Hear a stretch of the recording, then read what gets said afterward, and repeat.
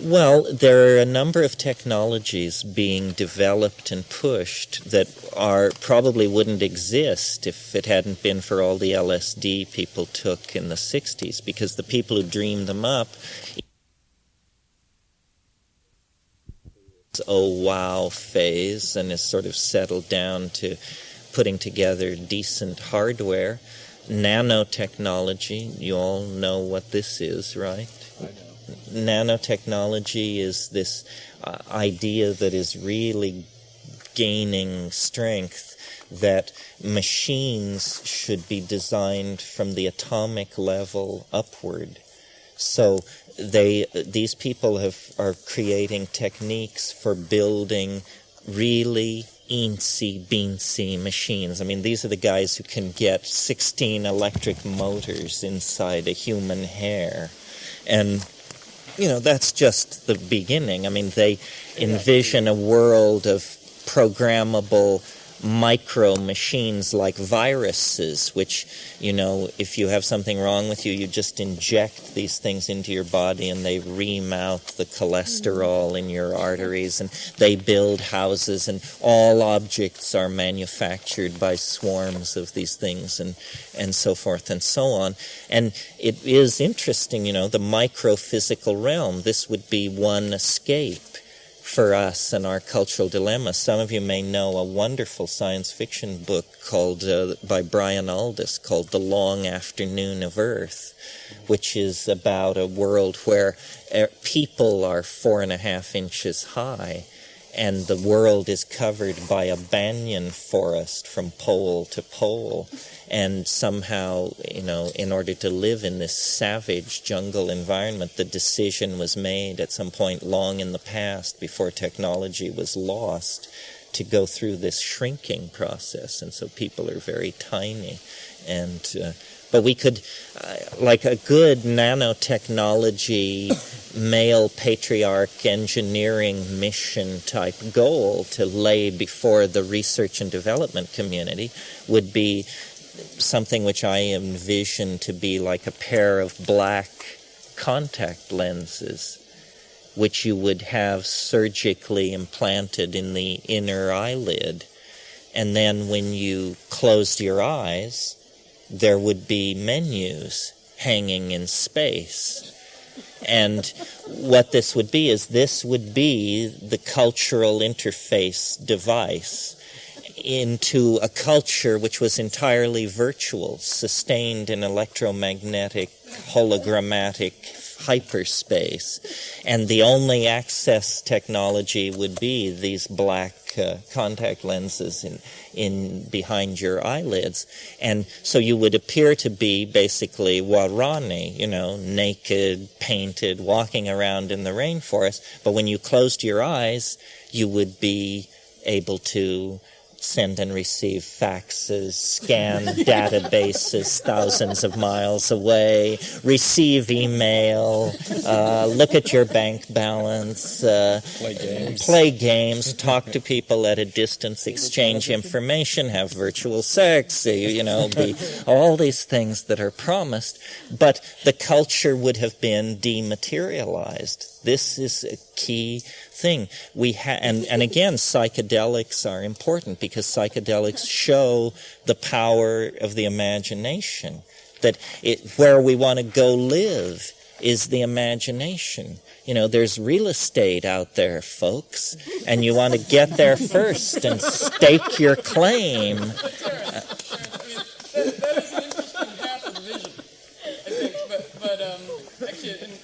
In an essay I wrote on astrological upcoming patterns, I posited that maybe there would be the radical, the visionary technocrats, but they'd be balanced by the radical traditionalists who viewed technology as a crude literalization of innate human capacity.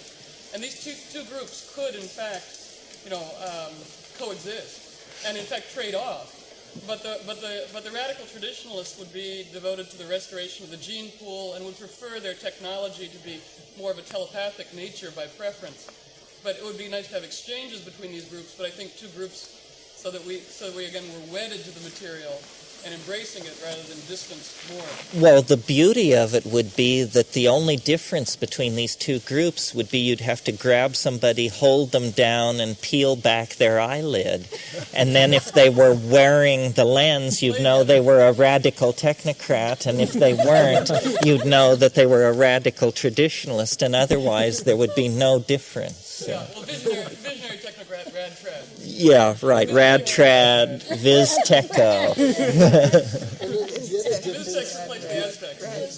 The other difference, of course, would be what was actually like in the consciousness of each individual, the radical technique that you were saying, and the Warani. Because, for example, like the Warani, I think that they have the most, as far as like the most advanced understanding, which maybe looked at the most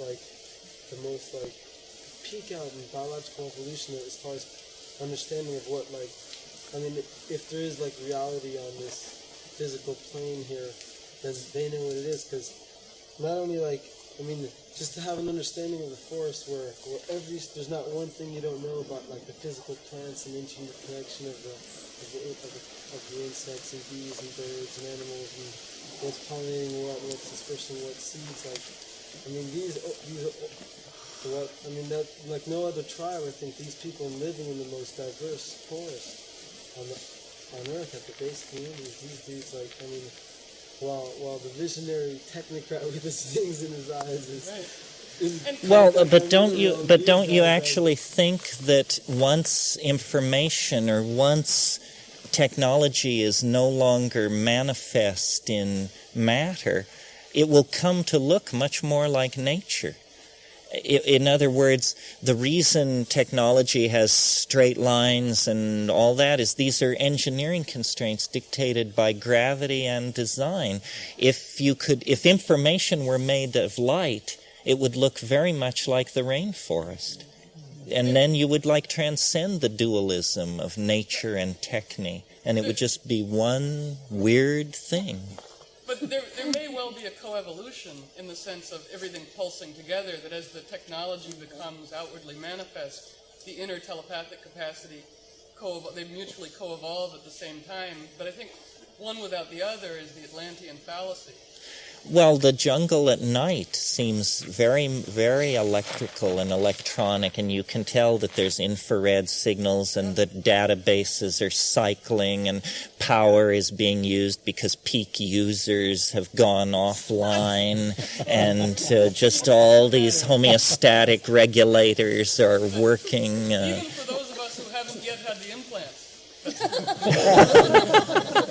Yes, that's what I'm saying. That's right. Well, we're agreeing. Yeah. These themes of nanotechnology, etc., are expounded in a software novel published by the Aquarian Research Foundation, I think, out of Philadelphia. But for $10, you can get the book to be read on your floppy disk, and those who are interested in micro servants and it has some computer hierarchy, interesting ideas too, but I have that address at home. So they publish on software because it's more ecologically. Yeah, well, we're headed somewhere. I mean, I think that what people don't realize is that business as usual is off the menu. Oh, it's finished. There's no, even the straight people, the data which crosses their desks on human population, resource extraction, epidemic diseases, toxification of the environment, retreat of species, it's happening. The spin down to something is underway, and then the question is, what is it? Is it just grim death and we turn the planet into a weedy lot and then that's it? Or what about all this transcendental appetite for cosmic breakthrough that also accompanies it? It's very hard to be a rational person and tell where it's going. Here's the blue butterfly. Ooh, fabulous. The Kinabata are waiting. Somebody. There's a blue butterfly in that book. Well, there's another book called Brainchild, which is a very nice extrapolation of where a lot of trends are going. Takes it forward several thousand years into a wild future, but it includes a lot. Yeah, well, see, I think the rate of acceleration is so intense that it's inconceivable that there's a human future even measured in hundreds of years. It's all, this is it. You know, the collision is actually happening in slow motion before your startled eyes, the end of the second millennium, and Western civilization is completely exhausted. It hasn't a clue. All these wonderful methods that were going to lead us to Platonic truth and union with God and the gates of the heavenly city. You know, the gates of the heavenly city is Spanish Harlem, and God looks like a psychotic on crack. So we have to sort of back off to the archaic moment, which was the last sane moment that we ever knew before we committed ourselves to this shell game launched by the monotheists and their stooges and so forth. We've already had Mr. 666 as president for 8 years.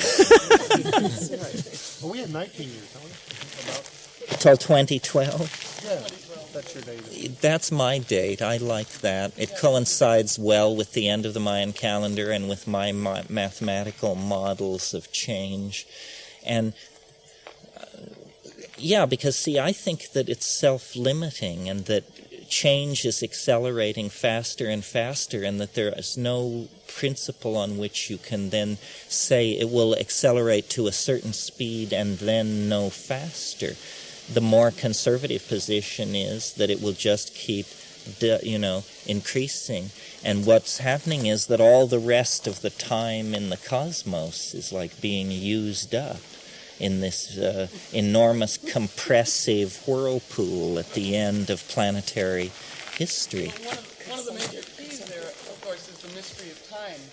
Because we say, how much time do we have left? And through the astrological lens, we say on a realistic, in quotes, level, there's not enough time. But when we talk about dream time, irrational time, like in fairy tales, when you enter the spirit mound and you spend a day and you come back and several years have passed, irrational time, the turbulence drives us into deeper access to different parts of our psyche where there's more time. Well, we could escape into the dream. Well, but it's not exactly escape, it's replenishment to be able to deal with the rapidity. It's again like when you're asleep and you're dreaming and the phone rings in real life, you wake up in a couple of seconds, but in the dream you've had an elaborate eon lead up to incorporate the ringing. There's a mystery there about the stretching of time in different states. Well, one way of thinking about this eschatological event in 2012, just for heuristic purposes, of course, is suppose what it involved was a planetary collision with a planet-sized black hole. What happens when a planet falls into a black hole? Well, I think what happens is that you have it through relativistic stretching, the moment of infalling takes forever from the point of view of those who experience it. From the point of view of an exterior observer, the planet is seen to be absorbed into the black hole. But because reaching the singularity at the center means attaining the speed of light, as you approach the singularity, time goes more and more slowly, and so it would take an eternity to approach that. So here's a kind of eat your cake, have it too scenario, where it depends on where you stand, exactly what your account of events are. But experientially, it lasts... It lasts forever. But see, I think that the idea that something is going to transform reality beyond recognition, at first, when seen through the eyes of probability theory and positivism, seems miraculous and unlikely, because you say, well, surely the end of the world happens only once every 5 billion years, so what are the odds that I will see it in my 70-year span of life? But that's not the right approach, because novelty begets novelty, and the presence of human history as a part of what's going on here and now on this planet is like the rippling on the surface of a body of water immediately before some enormous form breaks through from beneath. Human history is the annunciation call of the approaching singularity. I mean, if the singularity were not approaching, we would still be happily hurling excrement at each other in the canopies of African rainforests. It is the approach of the breakthrough being felt, anticipated across 4 or 5 million years of evolution that draws us to erect the fragile tools of mathematics and radiotelescopy and all this other stuff in order to be there to catch the fly ball when it falls into our mitt, you see. So we are the proof of the presence of the other in the planetary ecology. Otherwise, there would just be squirrel monkeys, brine shrimp, and antelope, you know. But we represent something else, pushing into the biological realm, mind, purpose, intentionality, for some reason. And, you know, then the Christers and all the rest leap forward to explain why it is. But nobody knows why it is. They just flail you with some laundry list of moral do's and don'ts. That's where they come out with it. But what it is it's a complete mystery. But something is shaping us to its own vision of what we should be. History is not pushed by causal momentum toward entropy. History is pulled in ever-tightening gyre toward confrontation with the attractor that is its maker, and toward which it vectors across hundreds of thousands of years. It's something odd loose here. And the use of language and the production of art and magic and shamanic vision and high technology, all these things are feedback telling you there's a very weird form of radiation in the neighborhood. You know, we've gone beyond the birds and the bees here to something else. And the something else is growing. It's an embryo of some sort. It's in process of concrescence, Whitehead's word, concrescence. It has an appetite for expressing itself as a nexus of novel connections, civilization based on animal organization, based on the biosphere, based on the geology of the planet, based on the dynamics of the solar system. You know, something reaching out toward itself, and we are the stuff with which it mirrors itself.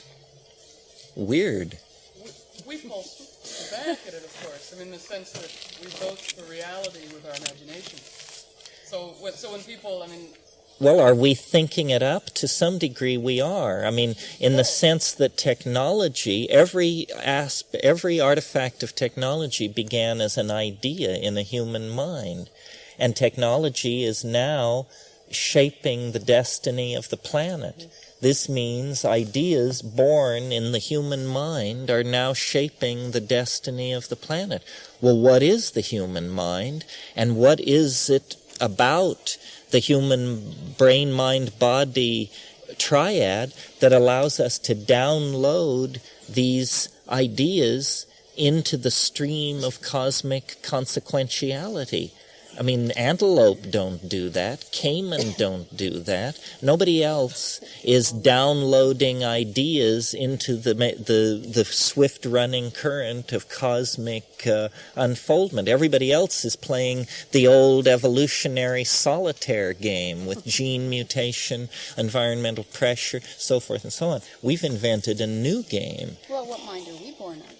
Well, this is the question. Is there another reality of which we are the construct and the development of, or the experiment? Are we growing toward a dissolution of the boundary between this world and some other world?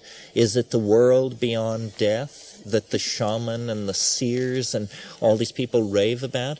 Does the human soul actually, is it indestructible, or does it survive the morphology of the body? And then in what dimension and under what constraints and toward what purpose?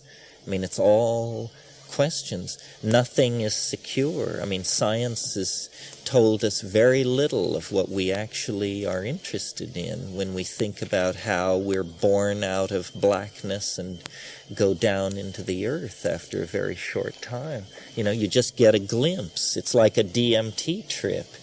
You barely get your sea legs before they're saying, "Deja vu, deja vu." So since nothing's secure in the dream mind body, we are the seeds of the children in the unborn world.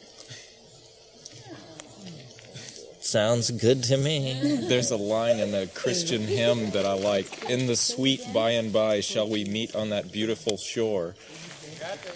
That's it. By the water of Babylon, Well, I think a lot of it, I think we're Babylon. preparing for disembodiment. You know, I think a lot of that. There's a lot of people believe in that. You mean the glory and That we're not the rapture, not that disembodiment. not the rapture. Not with those people. I'm talking about psychedelic without those seekers people either. who are. Well, but all of these are consciousness to different survive takes. death, you know? They're all different takes on this intimation of an ontological bolt of lightning. It could happen. It could happen. Long is the faith. But looks what's come and gone. I mean, much has come and gone since the mushroom munching ancestors of the African dawn moment. And we say the world never changes, but on the other hand, you know, Babylon is ruins, and so much has happened, and in such a little bit of time.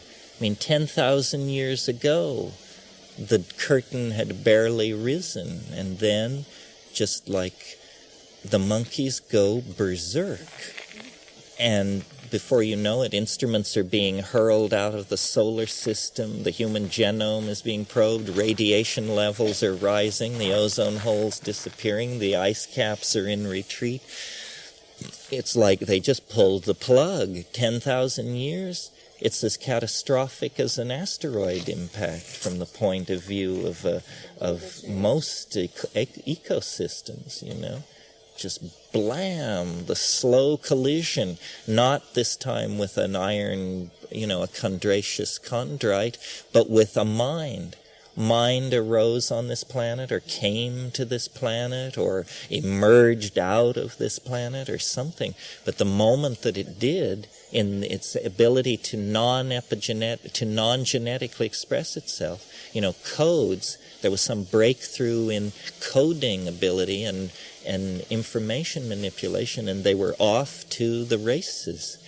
And the momentum of these processes is now virtually unstoppable. Nobody knows where this is all going, and there's no plan. There's no plan. The ecologist Howard Odom wondered, perhaps out of desperation, that maybe human beings' purpose on Earth was to release all of the carbon which had gotten locked up underground, let it back into the air.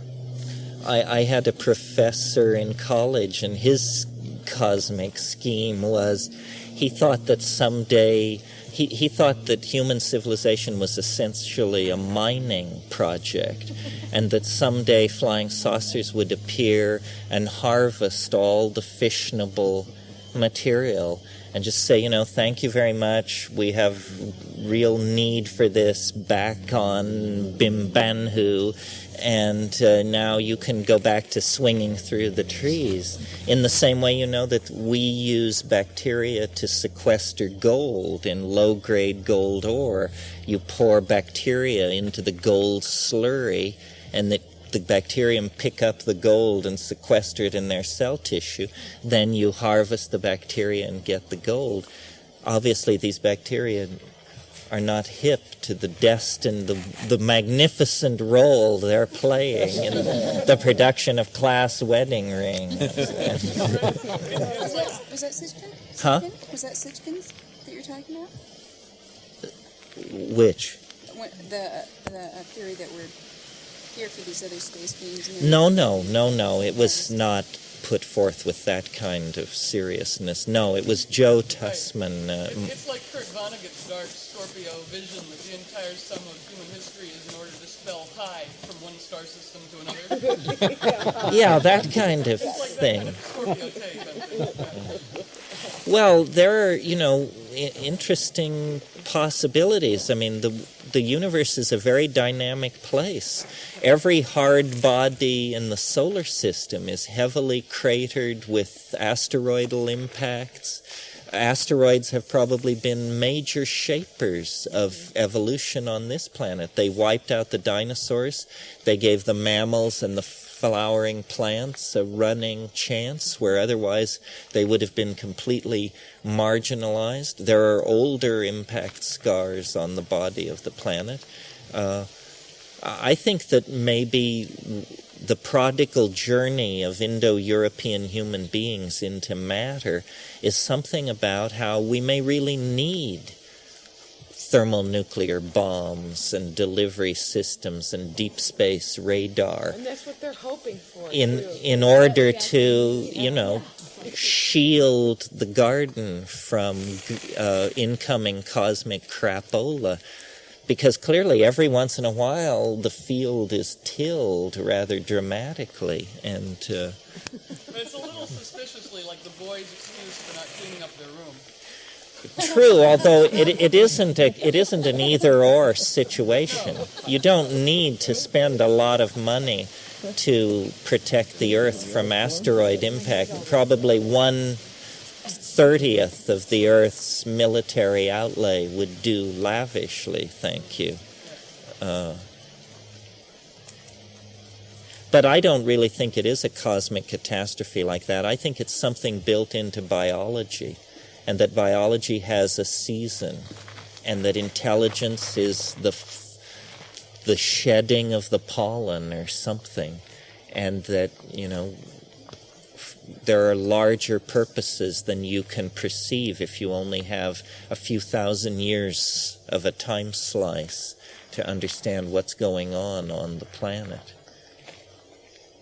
Or we may be being pushed to a point where, since we don't know what's ahead of us, that as Marshall McLuhan says, everyone on spaceship Earth is crew. So an attitude switch to be a creative participant in a living universe rather than an observer. Yes, but the question is, of what does participation consist? This is the Tolstoyan question, What then is to be done? You can't figure out what's to be done unless you actually think you understand what's going on. And that's such a staggering leap. How can one have confidence that one knows what's going on? By looking inside, because, for me, I see the wilderness as the wilderness within. And as we cut down the wilderness because there's the unknown, to look inside and see the wilderness and the unknown inside, which has not been enfolded to its fullest or unfolded to its fullest. The wilderness has so much unknown. It's only a material synchronicity that handshakes something that's inside, which I don't think as a human race we've really actually explored yet. Only certain masters have popped up, like the Jesus Christs and the Buddhas and the Moses and all, Boys, bunch of boys. Well, the problem, I'm sympathetic, but the call within, this was Heidegger's answer, don't forget. And Heidegger it's not possible to reclaim Heidegger. This is the bad news. Well, why not? Can't you just feel within what is to be done without having to understand it logically? But No, because what happens then is you make Heidegger's mistake. The call was deep, loud, broad, and clear in 1933 to join the Nazi Party, so he did. this call within, you got to go lightly with it. This is the great problem of existential ethics, that once you get the moral relativism firmly established, then you try to build an ethical system out of this, and the best Sartre and Heidegger and these people can do is talk about the call within. But the political mistakes of the 20th century show that the call within, for crying out loud, is sometimes, the baying of demons. So what are you going to do? Well, you're saying you can understand, and then on the basis of logical understanding do something. I think in the same way you can develop your intuitive sense and develop the call within, not in a rational basis, but in other bases of which psychedelics help. So when you feel that call, you're doing something not, I hate to say correct, but just in the natural order of things. Well, I agree with you that psychedelics help, that by putting in a natural governor, it helps. But if you try to follow the depth of the call without some kind of a filter like that, I think it gets problematic, and that this is what was wrong with the 20th century. I mean, I don't defend it or even particularly have an opinion about it. I just know how to recite all sides of the issue. I mean, this is the Nietzschean problem, that once you claim absolute freedom, you go beyond good and evil. Nobody knows how to navigate there, as the history of the 20th century so abundantly proves. This is worth talking about, maybe not here or now, but what I like to ask people is, we take psychedelics, affirm psychedelics. The question interesting to discuss, even just within your own mind, is what's so great about it? Can we make a legitimate claim to moral superiority over the poor benighted souls who don't do it? Aldous Huxley said of psychedelics, they are neither necessary nor sufficient for the attaining of salvation. He called them gratuitous graces, meaning you're sure glad you have it, but it's neither necessary nor sufficient. I think that yes, but some things are necessary and sufficient. I think that the existential, there are only two positions in the building of a moral philosophy until psychedelics came along. There's fascism through revelation. This is all theories which begin with God told us to do it this way.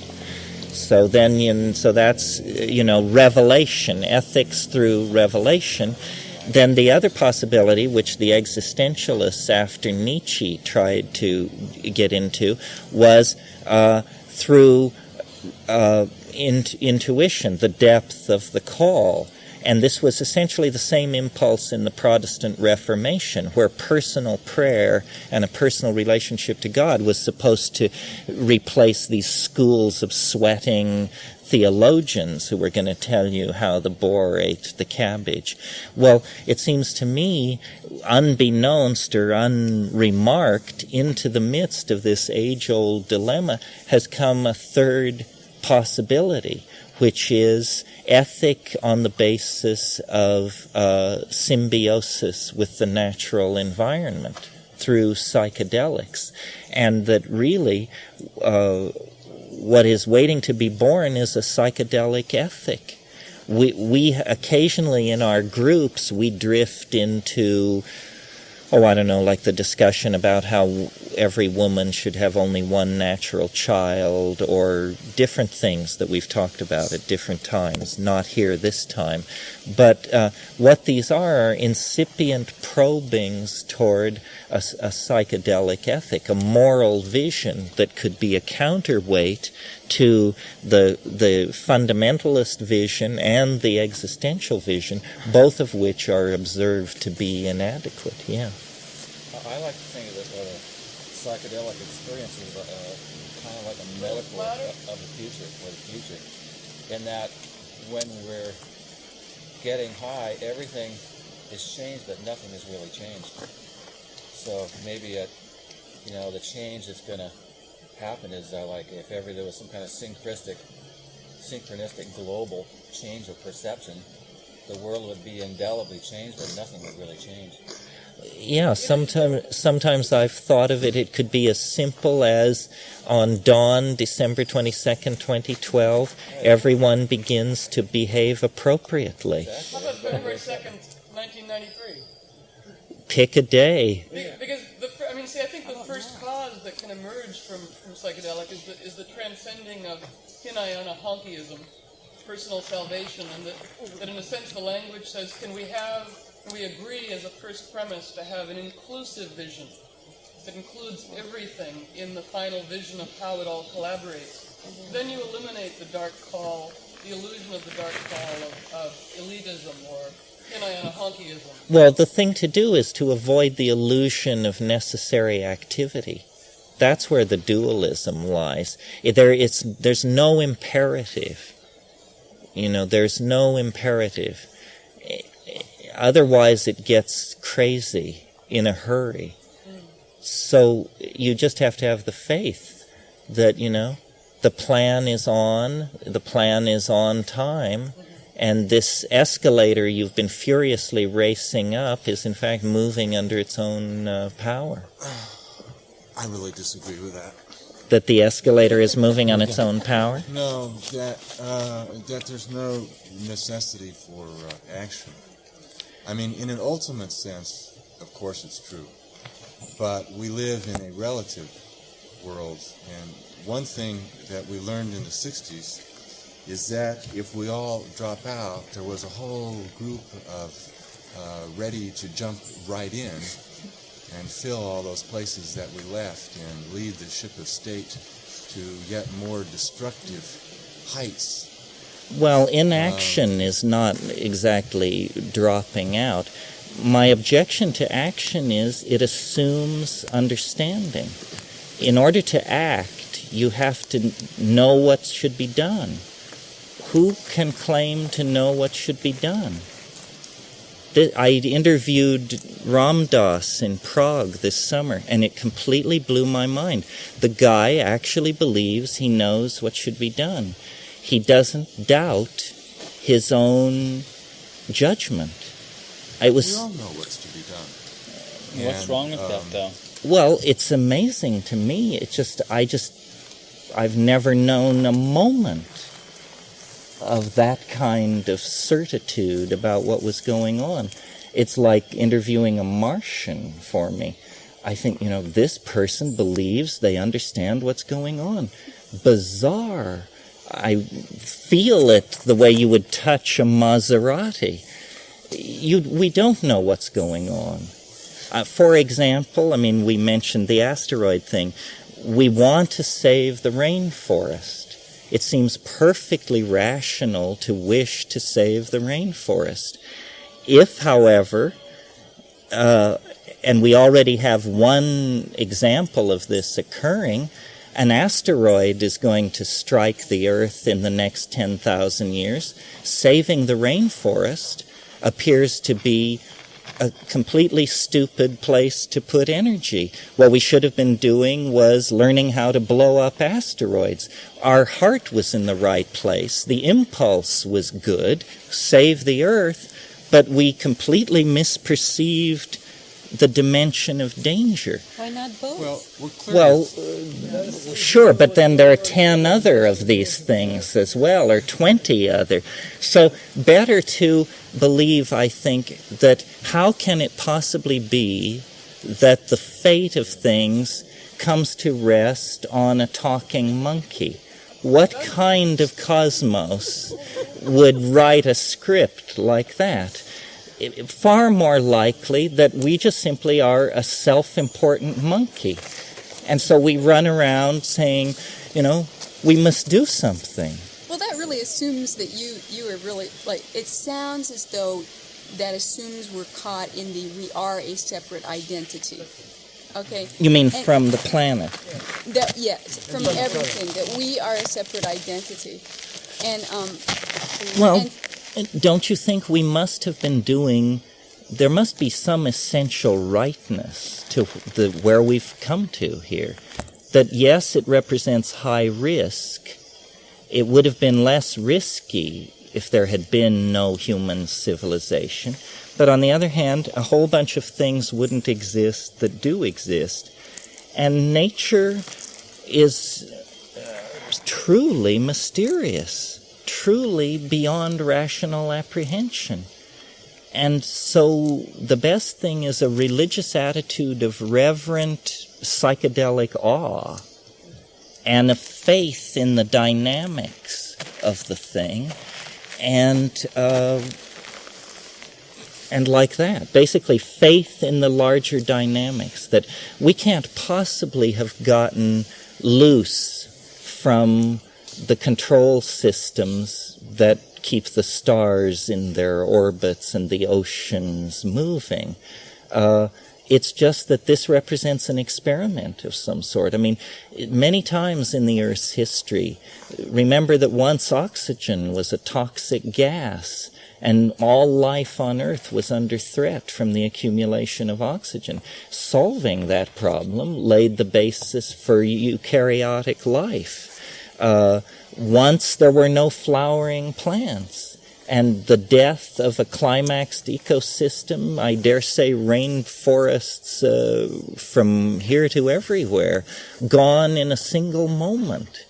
And there's an older scar where the same thing happened. So it's, I think it's important to live and to be, but the anxiety of the uncompleted plan, I think, is a misperception. The Chinese guy Wi Po Yang said, worry is preposterous. Worry is preposterous. You don't know enough to worry. And I think concern is legitimate.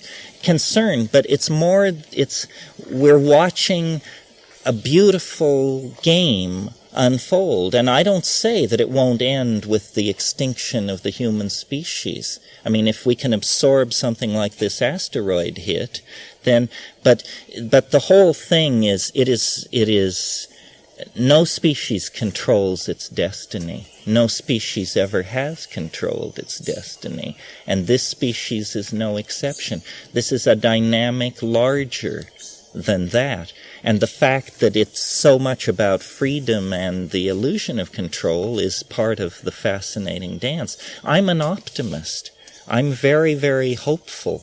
I think, we didn't talk here about the one woman, one child thing, but it's an idea whose inherent power to change the world you can understand in 30 seconds.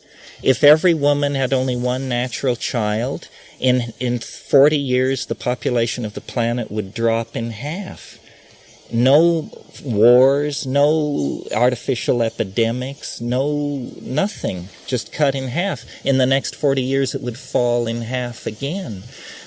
We could live off the recycled infrastructure that would be liberated by this sort of thing. The women most likely to respond to this message are high-tech citizens of industrial democracies, not poor women. Have to respond to that message.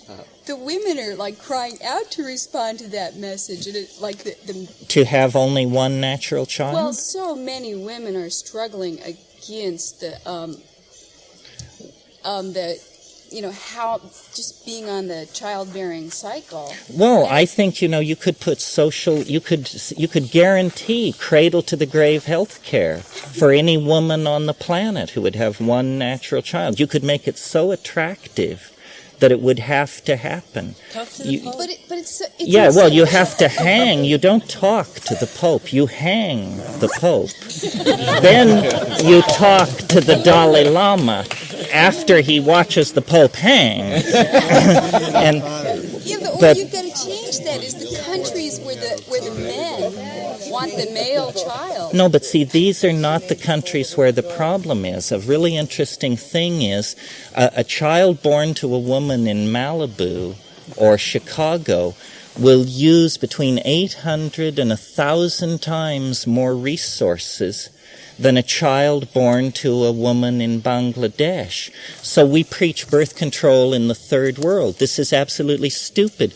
You have to convince 1,000 Bangladeshi women to have one child to achieve the equivalent impact on the environment of convincing a woman in Chicago. And this woman in Chicago is well educated and can be reached through the rational appeals familiar to members of Western civilization. The Bangladeshi woman is an Orthodox Hindu. So we're going at it completely wrong. In 15 years, if say 15% of the women of childbearing age in high-tech societies were to do this, 15% of those women for 15 years, you could immediately measure the relaxation on resource extraction, output of toxics, electricity production, so forth and so on. People like to think... consume less resources, and doesn't that Bangladeshi woman want to consume more? Well, that's also... On the women! Please, let's just say something about let every man produce one child. Yeah, try that. Well, but it's very easy for a man to do that. I mean, it's worth saying. But obviously, women have for a very long time been out of the decision-making loop on cultural destiny. Notice that the interesting thing about this plan is that men are not central managers and purveyors of it. It's something women could do. It's the first solution I've ever heard. It was suggested by the mushroom, by the way. It's the first solution I've ever heard that did not depend on men for its execution. The powerlessness of women is largely related to the multiple births that they undergo, which hold them to the domestic scene. It's incredibly... What you could say to a woman in a high-tech society is you could say, would you like to have vastly more disposable leisure time? Would you like to have a vast increase in disposable income? And would you like to have genuine status as a true cultural hero in the battle to save the planet? In other words, for the first time ever, as far as I can tell, you create a plan which appeals and to the selfish drive of the individual. What has always screwed plans up before is that the two were opposed. You said, well, I'd like to give to the poor, but then I'd be less rich, or something like that. Here is a plan where you attain greater freedom, greater monetary power within the society, and you are doing the politically correct thing, the most politically correct thing that could be done. And I think the reason we haven't heard this proposed... Is because you've got a pope. I think there are a lot of women in high-tech societies that are a little confused about this, and they think that they should be producing more children because of the contribution they think and the good lives that they can give these kids. Well, this is because the society has a peculiar set of values. I mean, yes, you would have to control the Pope and all this sort of thing, but on the other hand, the final solution against the Jews came to be seen as a bad idea. Why should the Pope be allowed to pursue social policies which every year push hundreds of millions of people into poverty, degradation, and early death, and not face the tribunal of international opinion? I mean, what is it? Only Nazis commit genocide? Is that the deal? I think we are going to have to begin to address some of our social problems and some of the more irresponsible social elements that run rampant in society. I mean, it's all very well to have a set of religious ideals, but when you start deflecting the populations of entire continents into a situation of pandemic emergency, well, then you just knock that off. I'd like to suggest two things of your theory. One is that there's a lot of states who still require a man, if they're married, permission for the woman to be sterilized, where the opposite is not true. And second of all, the sterilization of a woman is much harder than a sterilization of man. So if we go back to if a man would only have one child, we would have much easier time in the United States. And that is already Well, in if place. you They like can it do that way, the without point changing the is not to have population replacement, 2 children per couple. The point is to have 1 child per couple. And if you like thinking of it as 1 child per man, then 1 child per man. Well, the couple concept really doesn't exist. No, the couple concept wouldn't exist because the couple concept is driven by the multiple birth style of reproduction, for one thing. For me, I think I would die in peace if I lived in a paradigm shift where the commonality of an attitude of power with rather than power over would exist. And then all these issues find its proper place because then we live with power with and not power over. And I would say I've witnessed a great human enterprise or participated in a great human enterprise. Well, here's to it. Let's head for lunch.